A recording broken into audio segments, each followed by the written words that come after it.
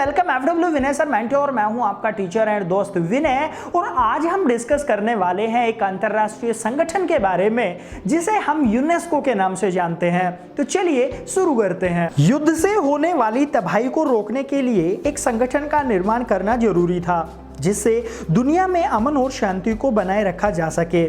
इसलिए 1945 में यूएनओ की एक मीटिंग में एक ऐसा संगठन बनाने का प्रस्ताव रखा गया जो शिक्षा और सांस्कृतिक कार्यों में काम करे। यह विचार बहुत से देशों को पसंद आया और उन्होंने एक नया संगठन बनाने में दिलचस्पी दिखाई।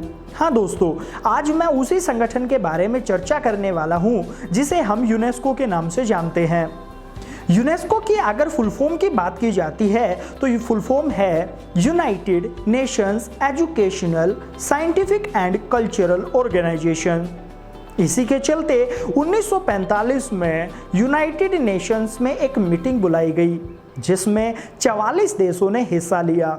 इस संगठन की स्थापना के लिए जिसे शांति का प्रतीक बताया, जिससे आने वाले समय में विश्व युद्ध होने की स्थिति में उसे रोका जा सके। मीटिंग के बाद 37 देशों ने मिलकर इसकी स्थापना की और 16 नवंबर 1945 को यूनेस्को के संविधान पर हस्ताक्षर कर 4 नवंबर 1946 को इसे लागू कर दिया गया। यूनेस्को एक ऐसा संगठन है जो पूरे विश्व में शांति बनाए रखने के लिए बहुत जरूरी है और यह विश्व की बहुत सी आकर्षक चीज़ों को संरक्षण प्रदान करता है।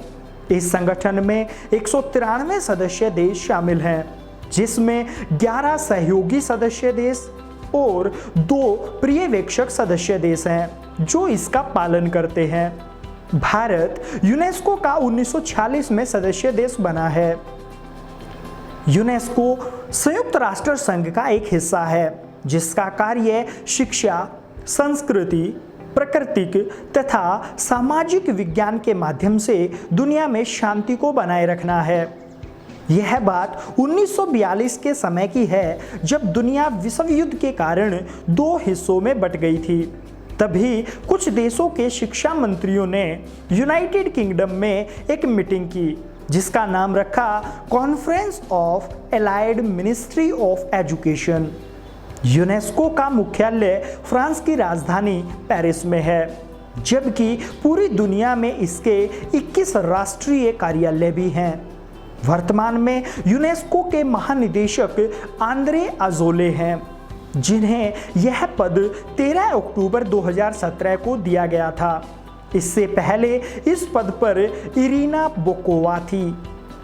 यूनेस्को के अंतिम ब्रांड एम्बेसडर मैक्सिको के एंड्रेस रोमेर हैं।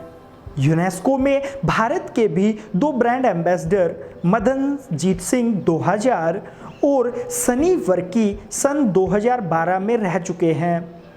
हर 2 साल में इसकी एक सामान्य सभा होती है जिसमें यूनेस्को के सभी सदस्य देश और पर्यवेक्षक देश शामिल होते हैं।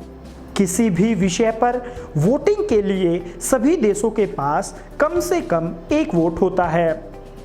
यूनेस्को दुनिया भर के अलग अलग देशों के धरोहर को विश्व धरोहर में शामिल करता है। पिंक सिटी जयपुर को 6 जुलाई 2019 को यूनेस्को की विश्व धरोहर स्थलों की सूची में शामिल किया जाने के बाद 2019 में वर्ल्ड हेरिटेज साइट की कुल संख्या 37 से बढ़कर 38 हो गई, जबकि 2018 में भारत में 37 यूनेस्को विश्व धरोहर स्थल थे। भारत के ये यूनेस्को धरोहर स्थल संस्कृति की अप्राकृतिक विश्व विरासत के महत्व के स्थान हैं। 1983 में सूची में अंकित भारत की पहली 2 साइटें आगरा का किला और अजंता की गुफाएं थी। 38 यूनेस्को विरासत स्थलों में से 30 सांस्कृतिक धरोहर हैं, 7 प्राकृतिक धरोहर हैं और 1 मिश्रित धरोहर है।